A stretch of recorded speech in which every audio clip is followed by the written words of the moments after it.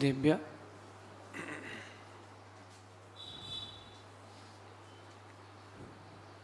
जय बोलिए पंच परमेष्ठी भगवंतों की। आचार्य भगवान गुरुवर विशुद्ध सागर जी मुनि महाराज की। सुसंवेगी श्रवण मुनि श्री आदित्य सागर जी मुनि महाराज की। 3 कम 9 करोड़ महामुनिराजों की। सर्वप्रथम सभी लोग पूज्य श्री को नमोस्तुति निवेदित कर लीजिए। आज पुनः हमारे सौभाग्य का उदय हुआ है कि हमारे बीच परम पूज्य शताब्दी देशनाचार्य गुरुवर विशुद्ध सागर जी महाराज के परम स्नेही शिष्य सुसंवेगी श्रमण मुनि श्री आदित्य सागर जी महाराज आपके अंतरंग में होने वाली नाना जिज्ञासाओं का आगम से उत्तर देने आपके सामने उपस्थित हुए हैं। सबसे पहले उन जिज्ञासियों की यहाँ पर जिज्ञासा रखी जाएगी जो हमारे बीच में ऑनलाइन पर हैं। सबसे पहले प्रश्न है मीना जैन अलवर से। नमोस्तु कहकर उन्होंने प्रश्न किया है, किसी परिवार में जब सदस्य सही तरीके से अपना दायित्व नहीं निभाते और सभी कार्य दिखावे के लिए करते हैं तो क्रोध आता है और तनाव होने लगता है, तो क्या करें कि तनाव और क्रोध दूर हो जाए? देखिए, ऐसा है कि आप जब भी किसी से कोई अपेक्षा करेंगे तो आपको ज़रूर तनाव होगा। तो आप अपेक्षा ना करें, जितना कार्य आप स्वयं कर सकते हैं उतना करें, बाकी छोड़ दें। तनाव की स्थिति जब भी आएगी आपकी आयु का क्षय होगा, और जो आयु का क्षय होगा वो आपकी सबसे बहुमूल्य वस्तु है आयु, उसी का क्षय हो जाएगा तो बचा क्या। इसलिए अगर जिम्मेदार नहीं है कोई तो आप जिम्मेदार हो जाएं, और जितनी जिम्मेदारी का निर्वाह कर सकते हैं उतनी जिम्मेदारी लें, और उसके ऊपर का काम ना लें, सर्वश्रेष्ठ है। आप जितनी अधिक जिम्मेदारी का प्रयास करेंगे उतना अधिक दुखी होते जाएंगे।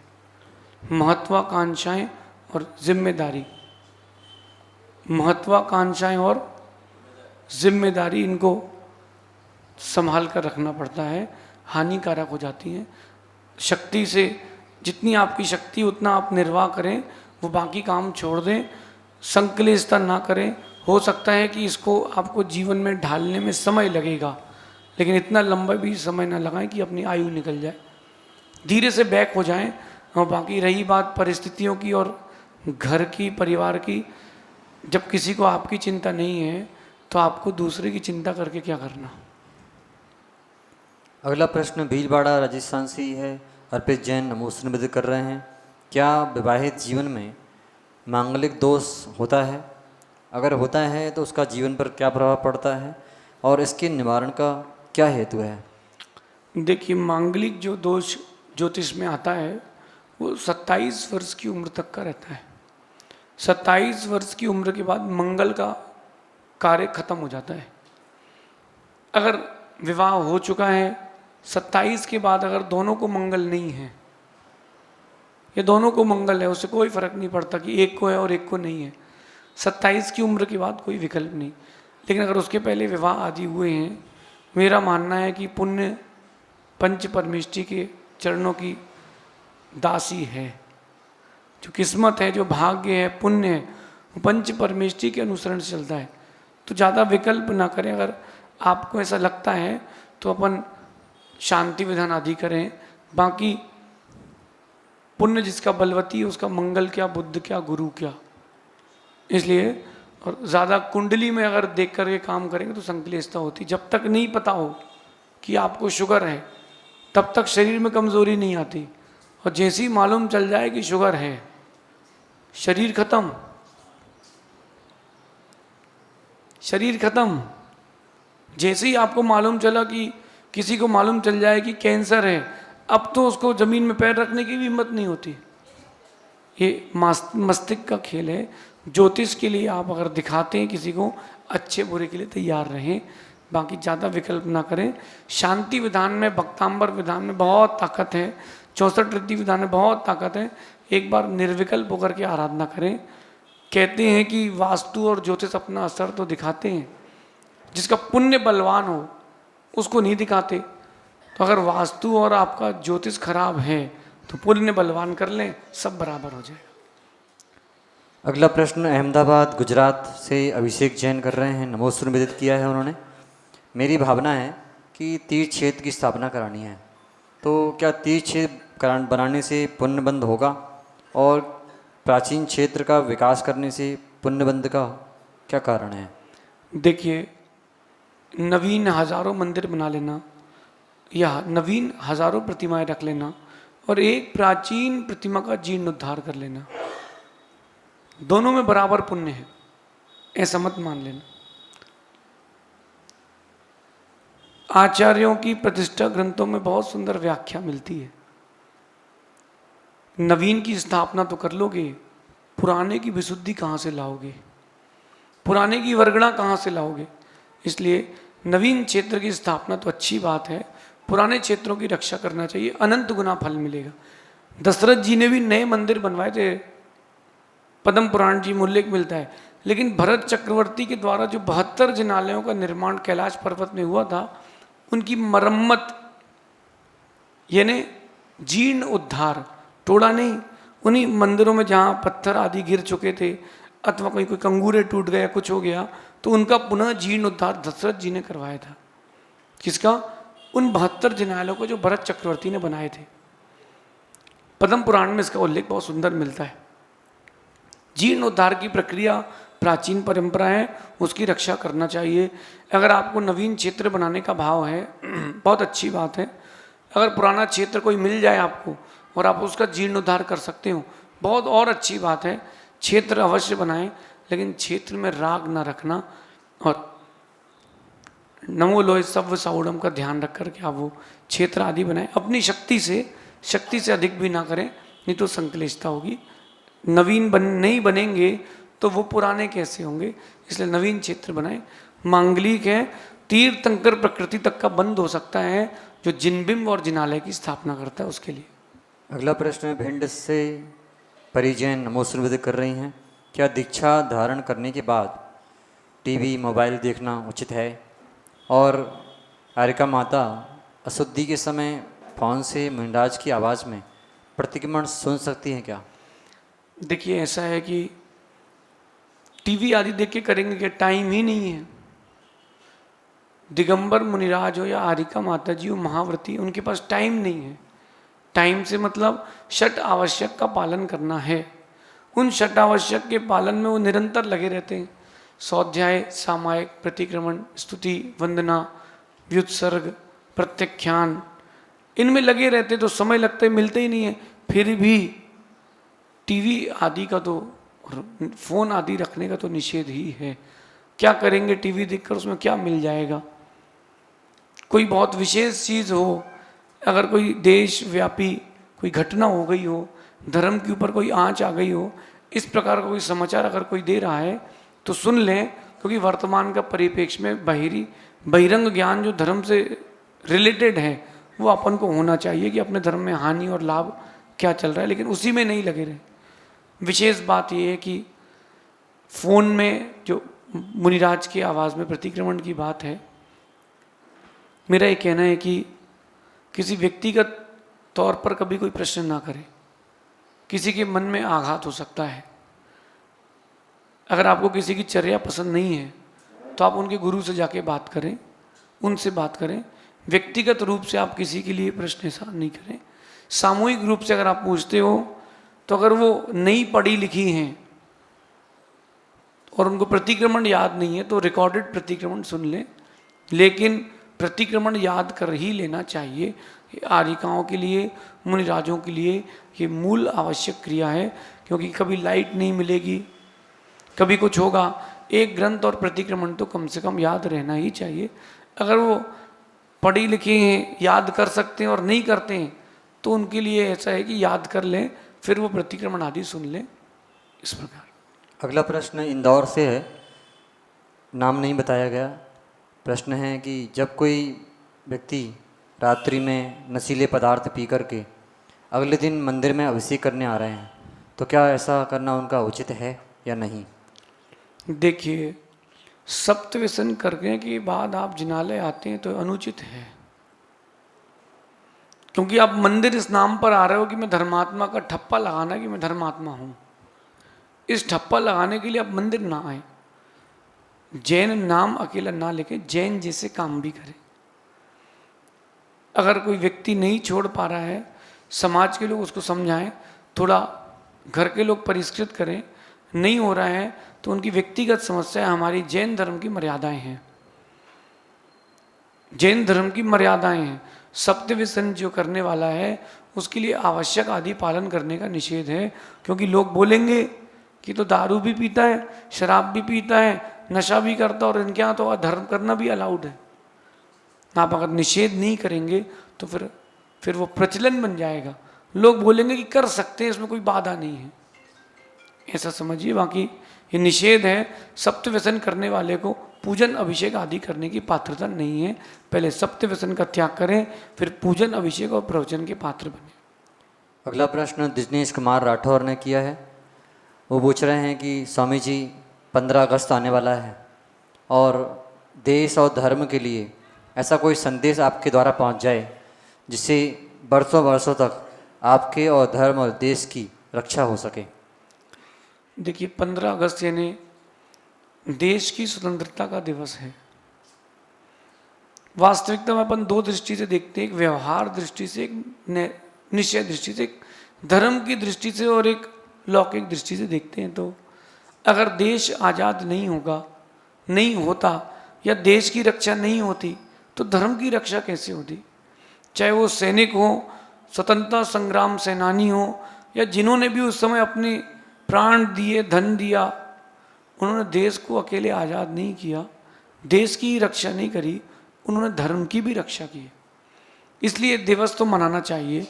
किस दृष्टि से मनाना चाहिए कि चलो ये वो दिन है कि हम आज़ाद हुए थे, लेकिन उस दिन ये सोचना चाहिए कि देश आज़ाद है और आज़ाद होकर भी कहीं हम परतंत्र तो नहीं हैं, स्वतंत्र होकर भी कहीं आप परतंत्र तो नहीं हैं। उस दिन ये विचार जरूर करना कि कहीं हम दुनिया की पॉलिसीज़ में कहीं बंधे तो नहीं हैं, हम जातिवाद, पंथवाद, नोट और वोट की राजनीति में फंसे तो नहीं हैं। और देश को ये सोचना चाहिए, देश की समाज को ये सोचना चाहिए, अपन इतने हैं कि अपन कुछ भी कर सकते हैं। मैं भारत देश के नगरवासियों की बात कर रहा हूँ। अपन इतने हैं और इतने बुद्धिमान हैं कि अपन कुछ भी कर सकते हैं, बस आपकी बुद्धि का दुरुपयोग किया जा रहा है। ये जो आजकल फ़ोन और फ़ोन में एप्लीकेशंस ऐसे आ गए हैं कि आपका केवल टाइम वेस्ट होगा। ये पाश्चात्य सभ्यता ने भारत की सभ्यता को वापस परतंत्र करने के लिए किया है कि यहाँ यूज़र्स बहुत हैं तो इनके दिमाग का यूज़ नहीं होने दो, और आपके दिमाग का वास्तविकता में उपयोग नहीं हो रहा है। जितना आप समय फ़ोन को देते हैं उतना व्यापार और धर्म को देंगे तो देश और धर्म कहीं और पहुंच जाएगा।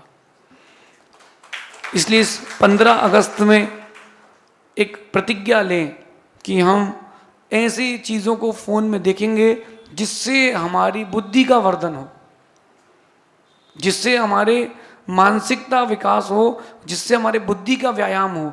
केवल वो फ़ोन हिलाते हिलाते रील्स देखते देखते आपको मिलता क्या है? कॉमेडी। बच्चों को मिल गए यहाँ वहाँ के कार्टून्स, तो बुद्धि का विकास नहीं हो रहा। पहले का एक समय था, पहले का जो समय था वहाँ चेस खेलते थे, चाइनीज चेकर खेलते थे, वो पिट्टू खेलते थे, तो फिजिकल और मेंटल एक्टिविटी होती थी। अब उन्होंने कहा कि क्या खेल लो, कैंडी क्रश। और ज़्यादा हुआ तो धार्मिकता नष्ट करने के लिए उन्होंने कहा हिंसक गेम ले आओ। तो वो जो हिंसक गेम आ गए हैं उनसे और हानि हो गई। अब एक नई चीज़ और आ गई है। वैसे ही हम गरीब होने वाले थे देश से, और होने वाला वो रमी और दुनिया भर के मोबाइल में उन्होंने जुआ जैसा चालू कर दिया है। 1 रुपये लगाएं, 10 रुपये लगाएं। अब आप सोचो कि इस 1 करोड़ लोगों ने 1 रुपये लगाए और सभी हारे, एक जीता 50 लाख रुपए।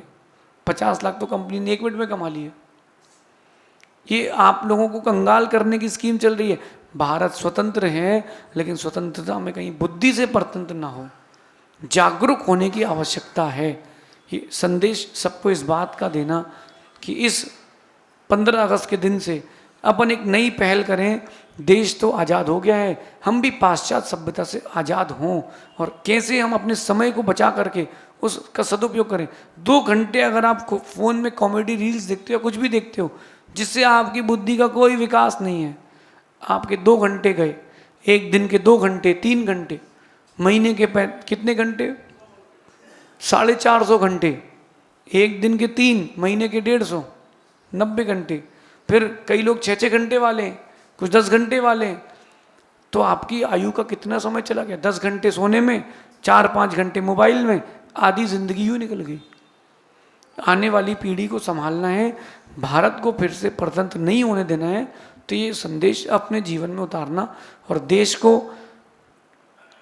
अहिंसक राष्ट्र घोषित करना, ताकि कोई भी आप जाति हो, वर्ण हो, उससे कोई विकल्प नहीं, लेकिन ये देश में अहिंसा का प्रचार हो। जब देश आज़ाद नहीं हुआ था, परतंत्र था, तब इतनी हिंसा देश में नहीं थी जितनी आज़ादी के बाद अब हो गई है। जितनी हिंसा बढ़ेगी, देश फिर से उतना पाप में जाएगा। ऐसा विचार करना आगे।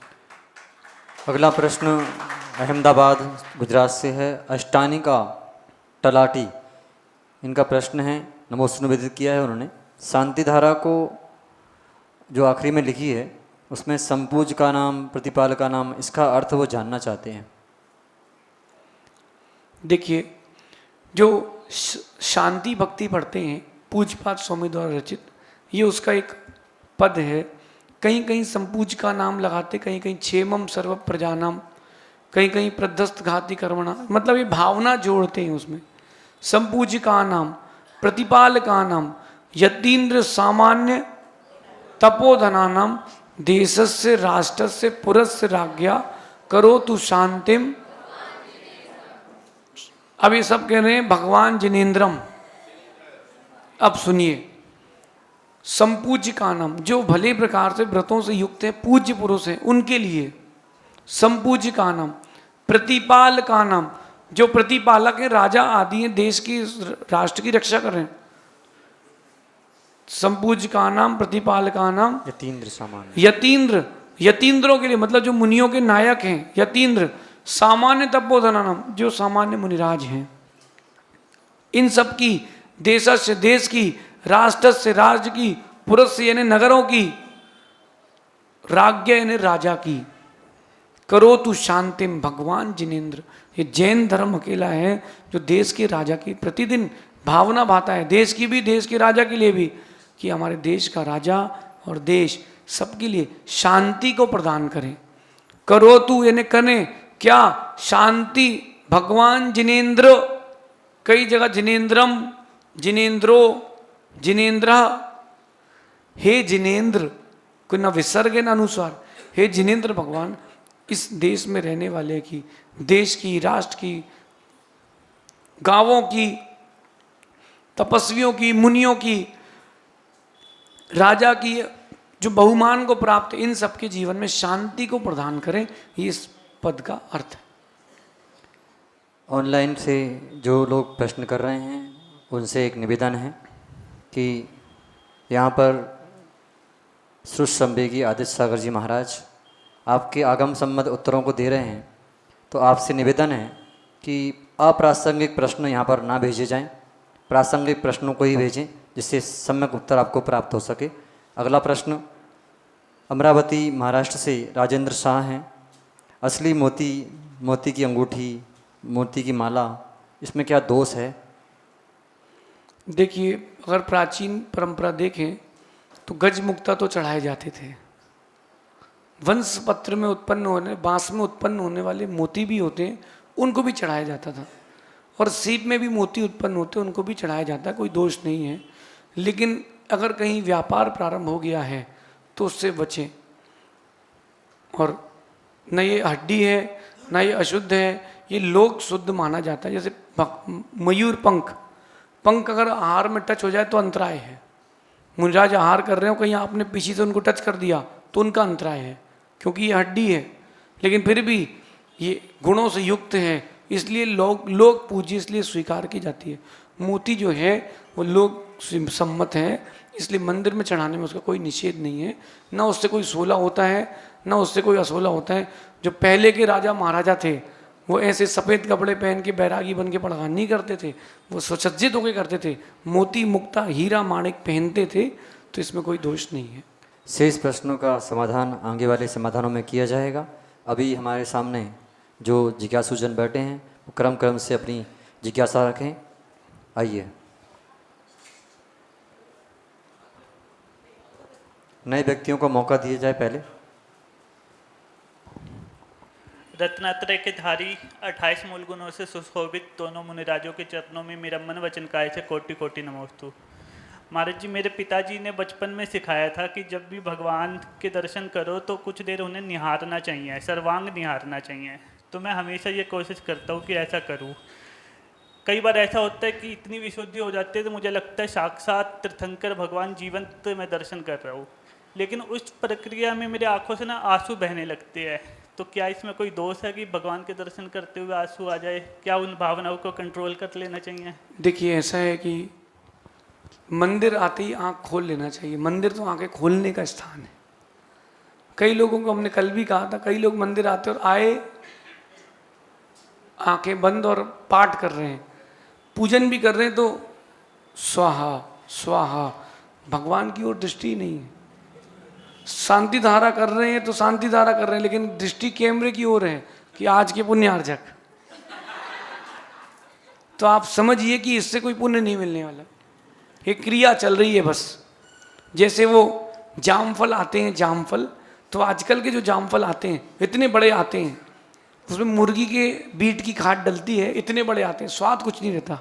और जो पहले जामफल आते थे इतना सा भी होता था तो उसका स्वाद 2 घंटे तक भी मुख में। अभी मत लाना,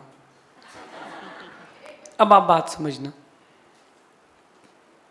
भले एक अल्प समय के लिए अपन आए हैं, लेकिन प्रभु के चरणों में आए हैं तो प्रभु के बनकर आए। जब आप भगवान को देखें, ये ना सोचे कि कौन हमारे बारे में क्या सोच रहा है, उससे क्या करना। लोग हो सकता है ये बोले कि भावुक है, हो सकता है लोग बोलेंगे पागल है, रोते ही रहता है, ठीक है जी,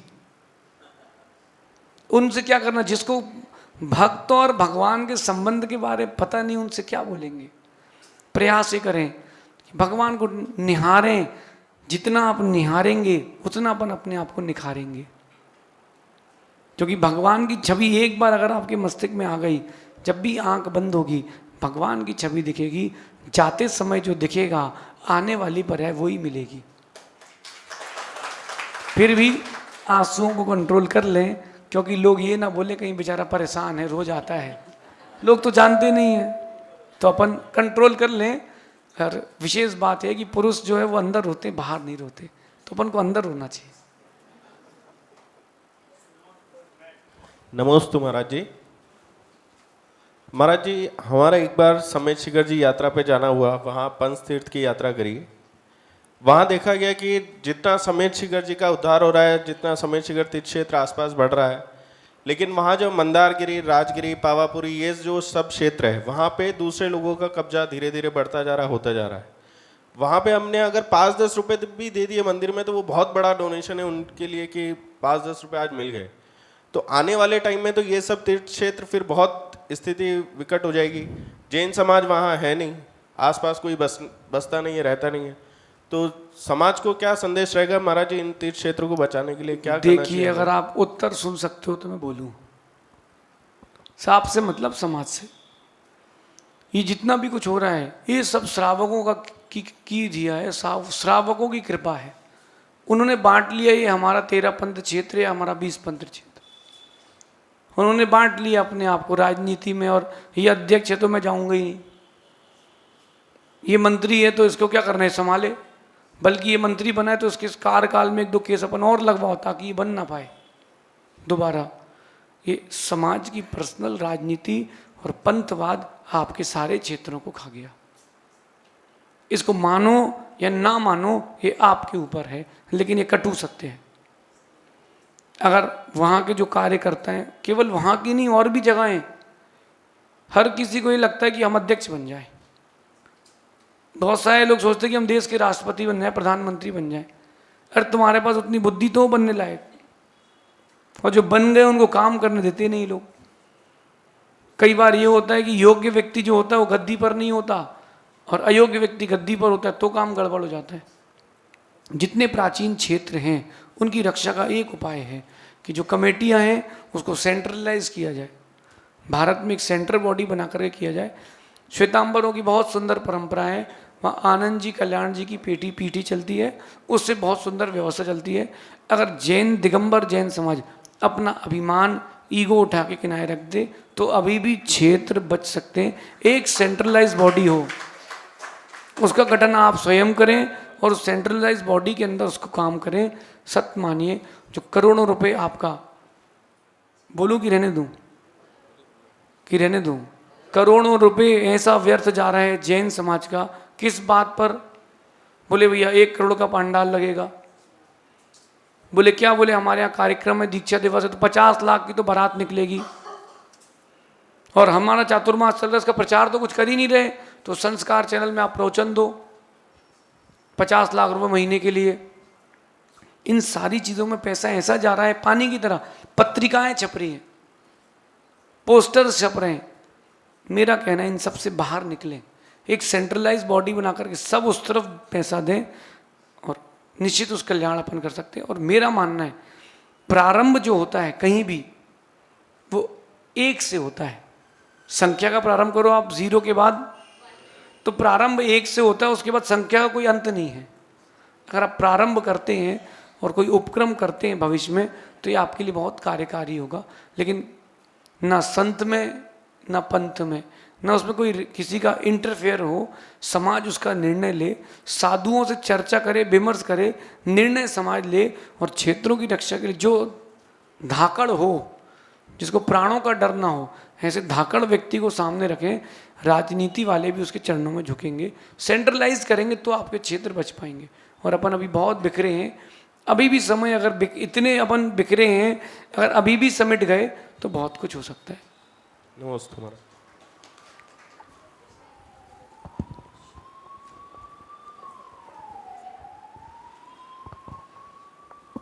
नमस्ते महाराज।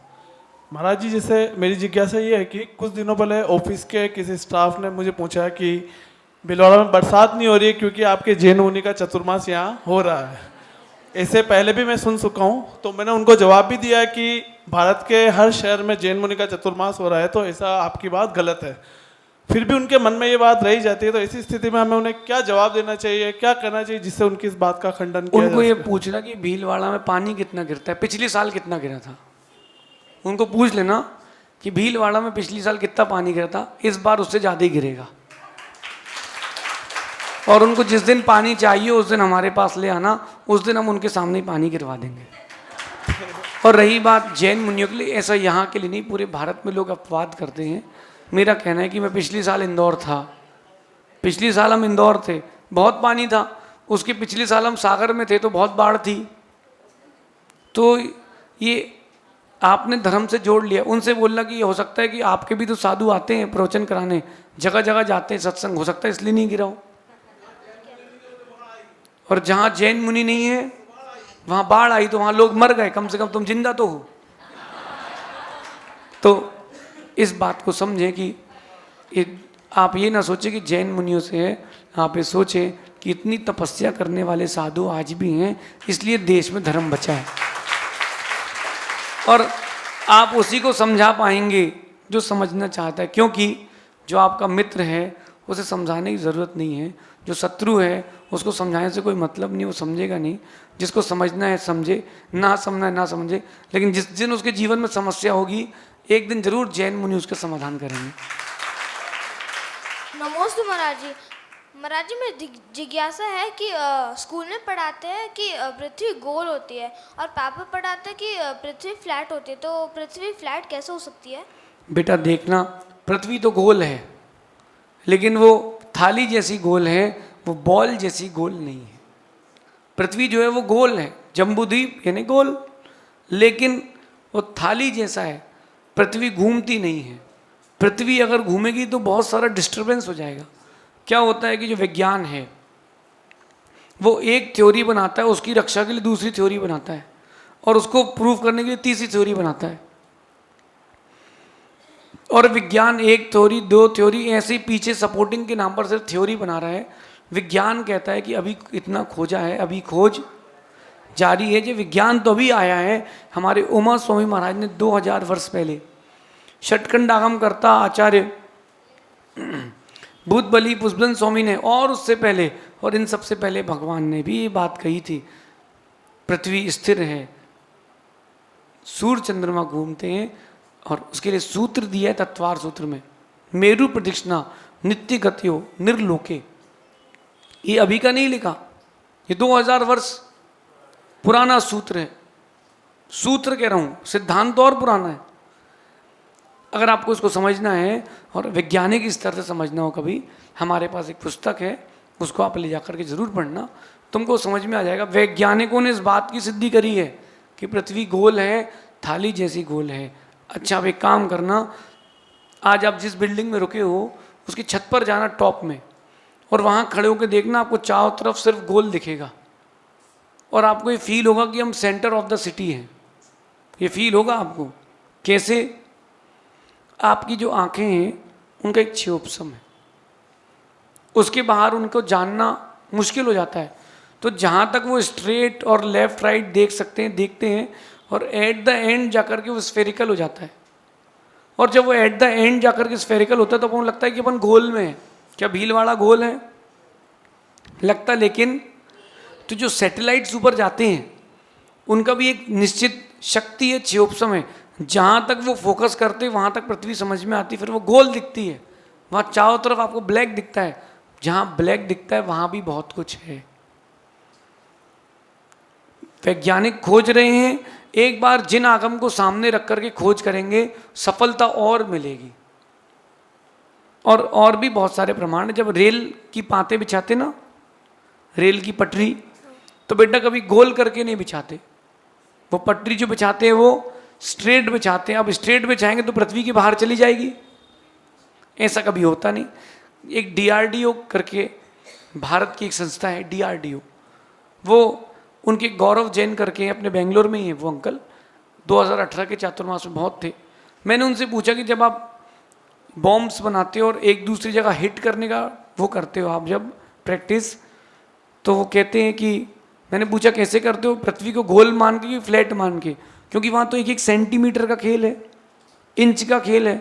तो वो कह रहे थे कि हमको पृथ्वी फ्लैट मान करके ही हिट करना पड़ता है। अगर पृथ्वी को गोल मानेंगे तो कर्व आएगा, और कर्व आने में दिक्कत हो जाएगी। और भी बहुत सारी चीज़ें साइंटिफिकली प्रूव्ड हैं। और वो विज्ञान के साथ ये है कि एक थ्योरी के साथ दूसरी थ्योरी जोड़ते हैं, उसकी रक्षा के लिए तीसरी थ्योरी बनाते हैं, और ये करते करते व्यक्ति को भटका देते हैं। इसलिए बेटा क्या पढ़ाया जा रहा है वो तुम देखो, पेपर में पास होने की जो लिखना पड़े वो लिख देना, लेकिन श्रद्धा में यही रखना कि पृथ्वी नहीं घूमती, सूर्य चंद्रमा ही घूमते।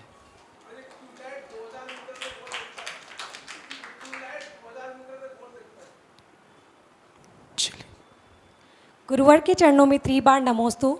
गुरुदेव, जब बच्चे का जन्म होता है तो कुछ मतलब नाम के लिए अक्षर निकाले जाते हैं, उसी पर ही जन्म नाम रख दिया जाता है, बट वो अक्षर अच्छे नहीं लगते, उस पर नाम अच्छा नहीं लगे तो हम दूसरा नाम बच्चे का रख देते हैं।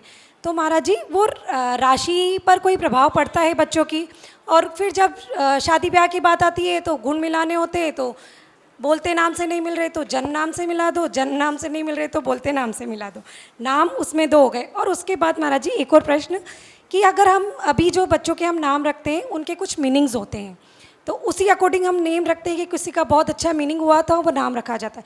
तो महाराज जी, बच्चों के जो ये नाम का व्यक्ति के जीवन पर कोई विशेष प्रभाव पड़ता है?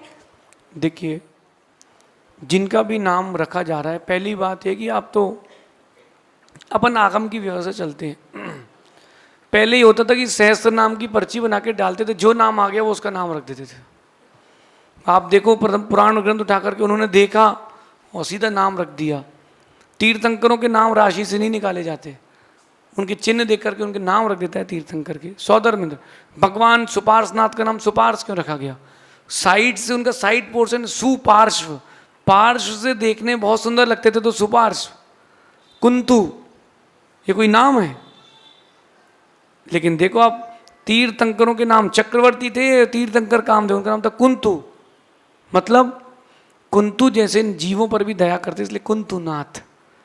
उनके बाद अरनाथ, अर नहीं, क्या नाम था? अरनाथ। तो नाम का राशि का कोई फर्क नहीं पड़ता, काम ढंग के कर नहीं रहे और नाम अच्छे रख लिए जाएं तो भी जेल में ही पड़े मिलते हैं। मेरा नाम तो कुछ और रखा गया था, कुछ और रख दिया गया, फिर से बदल गया। जब हमारा जन्म हुआ तो कुछ और नाम था, फिर आचार्य विद्यानंद महाराज जी ने हमारा नाम सन्मति रख दिया, मुझे जीवन भर पसंद नहीं था। फिर उसके बाद अब दीक्षा हुई तो गुरुदेव ने आदित्य सागर नाम रख दिया। नाम तो बदल गए हैं, नाम से ज़्यादा ताकत काम में है। आप एक बार अपने बच्चों को काम भी सिखाएं। और रही बात गुण मिलने की, तो मेरा ये मानना है जब गुण मिलते हैं तो शादी होती है और अवगुण मिलते हैं तो दोस्ती होती है। तो गुण मिला के भी क्या कर लेंगे? जिनके पूरे मिल गए अच्छे गुण, बेचारी वो सीता जी भी परेशान रही राम से कि जय तैसे तो जंगल से छूटे तो रावण से छूटे तो फिर अग्नि परीक्षा और कहीं वनवास, बड़ी समस्या। अब राम जी के जीवन में शांति नहीं मिली तो अपने यहाँ कैसे मिली कुंडली मिला के? उनकी तो वशिष्ठ जी ने कुंडली मिलाई थी। और तो मेरा ये मानना है कि अपन पहले अंतरंग के भावों में विशुद्धि जागृत करें। जहाँ भाव मिल जाएगा वहाँ सब हो जाएगा। कई बार मन में आता है कि सास बहू की कुंडली मिलवाएं, नहीं, कुंडली नहीं, अपन एक दूसरे के भाव मिलाएं तो जीवन में शांति आएगी। लेकिन नाम ऐसा रखें कि नाम का उसके जीवन में वजनदारी रहे। जब भी जीवन में वो कोई उसका नाम सुने तो लगना चाहिए कोई विशेष पुरुष आया है। अब आपने नाम रख दिया कजोड़ मल, कचौड़ी मल, संतरा देवी, तो अब वो बेचारा वो बुला रहा है संतरा देवी तो उनको खाने की याद आएगी। अब वहाँ सुंदर, जैसे मैना सुंदरी, कितना सुंदर नाम है मैना सुंदरी। हाँ, नहीं क्यों नहीं रख सकते? वापस ट्रेंड आएगा, आप देखना।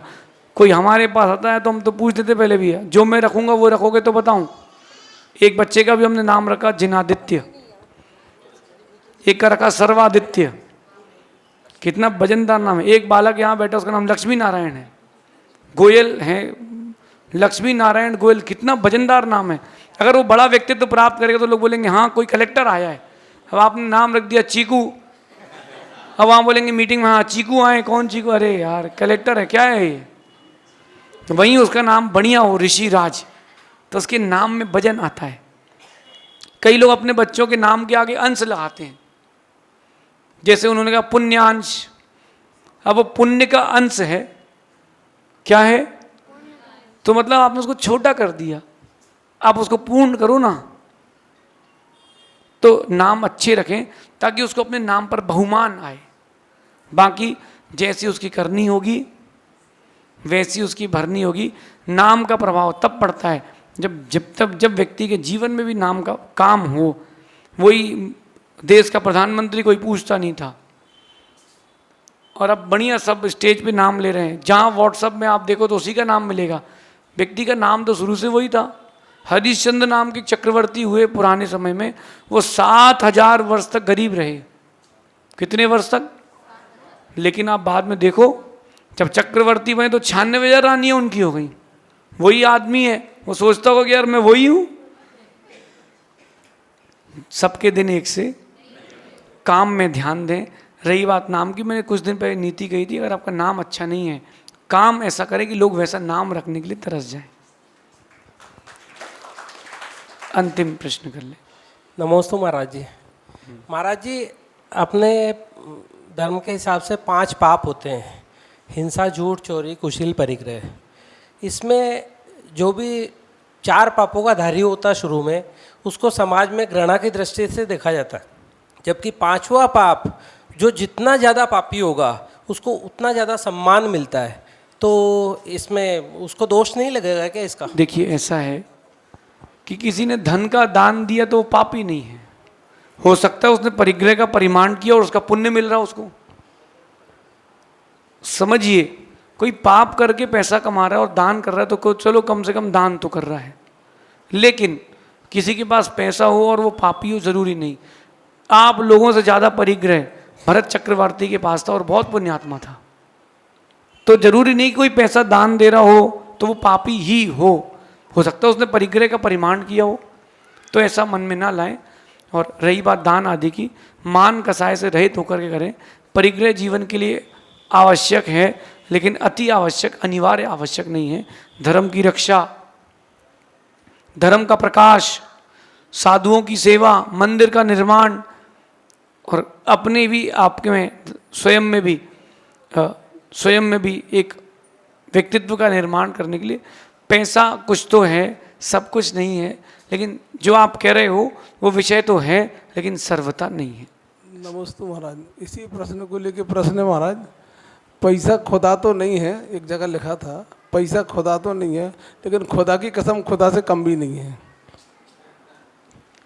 देखिए, इसका समाधान करें महाराज। पैसा जो है वो भगवान नहीं है, लेकिन ध्यान रखना, भगवान रखवाने वाले के पास पैसा तो चाहिए, भगवान बनवाएगा कैसे?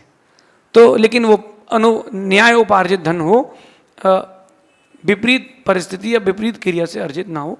अंतिम प्रश्न कर ले। नमस्ते गुरुदेव, नमस्ते। हमेशा से एक जिज्ञासा रहा है मेरे कि हम राम जी के बारे में सुनते हैं, हनुमान जी के बारे में सुनते हैं, उनके कथा सुनते हैं, लेकिन हम उनके मंदिर नहीं जाते, उनके दर्शन नहीं करते, तो इसका कारण क्या है? हम क्यों नहीं जाना चाहिए? देखिए, राम हो या हनुमान हो, जैन दर्शन का किसी से कोई बैर नहीं है। हम भी भगवान की जय बोलते हैं, हम बोल दे रहे हैं, आज से हम बोल देते हैं भगवान राम की जय हो, हमें कोई मिथ्यात्व नहीं। कोई आपसे राम राम करे, आप भी उसको राम राम करो, जय राम बोले, जय श्री राम बोले, हाँ जय श्री राम। क्यों? हम जिनेंद्र जय श्री राम की जय बोलते हैं। हमें भगवान राम से कोई एलर्जी नहीं है। अंतर इतना आ जाता है मतभेद में कि अन्य लोग उनकी सरागी अवस्था पूछते हैं, हम वीतरागी अवस्था पूछते हैं। हमारा राम से कोई विरोध थोड़ा है, ना हनुमान से हमारा कोई विरोध है। ये तो हमारे यहाँ केवली हुए हैं। हनुमान कामदेव केवली मानते हैं अपन, और राम को अपन बलभद्र केवली मानते हैं। ये तो हम भी मानते हैं, मोक्ष गए। लेकिन जैन दर्शन जो है नाम से नहीं पूछता, गुणों से पूछता है। उनकी अवस्था क्या थी? मेरा प्रश्न है कि अगर धनुष धारण करके हम किसी को पूजेंगे तो उनमें गुणों की विशेषता क्या है? आप देखो, अज्ञानियों ने इतने सुंदर हनुमान जी थे, इतने सुंदर थे, उनका रूप बिगाड़ दिया। अब कई लोग उनको उग्र रूप में दिखाते हैं और वैसे ही झंडे लगाते हैं। नहीं, गलत है। आपको राजनीति करना है, करो, लेकिन भगवान के स्वरूप को मत बिगाड़ो। हमारे जैन दर्शन में तो कभी नहीं करते, कुछ अलग बात हो जाए तो भगवान महावीर स्वामी ऐसे खड़े हों। भगवान जो है वो क्रूरता में नहीं रहते, वो शांति में रहते हैं। हम जो वीतरागता है, जब वो वीतरागता के वेश में हम भी पूछते हैं। आप जाकर सिद्धवरकूट में हुआ हो, वहाँ भगवान राम की, भगवान हनुमान की मूर्तियाँ हैं। अभी चिचोली गांव है एक महाराष्ट्र में, वहाँ पर श्री राम के नाम का तो मंदिर ही बना है, वीतराग दिगंबर जैन मंदिर। आप जाइए, ऐसे मंदिरों का भी निर्माण है, लेकिन हम वीतरागता को पूछते हैं। इसमें हम कटिबद्ध हैं, कट्टर हैं। अगर लोगों के अंतरंग में अपने प्रति कट्टरता है स्वयं के, तो हम भी जैन हैं, अपन भी कट्टर हैं। लेकिन हम वीतरागता को पूछते थे, पूछते हैं, पूछते रहेंगे। दुनिया में कौन क्या कर रहा है, इससे हमारा कोई निषेध नहीं है। ये भारत है, यहाँ स्वतंत्र राष्ट्र है, हर अपने तरीके से धर्म का पालन करते हैं। 26 प्रकार की रामायण है। बौद्धों की अलग रामायण है, वो ये मानते हैं कि राम और सीता सगे भाई बहन थे। और वो प्रूफ क्या बोलते हैं, बोले जैसे जैनों में युगलिया पैदा होते थे ना भोग भूमि में, तो सगे भाई बहन तो रहते थे, ऐसे ये भी हैं। तो ऐसे बहुत सारे प्रकार के प्रकरण आते हैं। कई जगह ये आता है कि सीता रावण की पुत्री थी। ये बहुत बहुत भिन्न भिन्न प्रसंग आते हैं। मेरा कहना है कि अपन वीतरागता की ओर आए। हमको वीतरागता से मतलब है, चाहे नाम कुछ भी हो, हमें फर्क नहीं पड़ता। हमारा सर वहीं झुकता है जहाँ वीतरागता होती है। भगवान महावीर स्वामी की जय हो।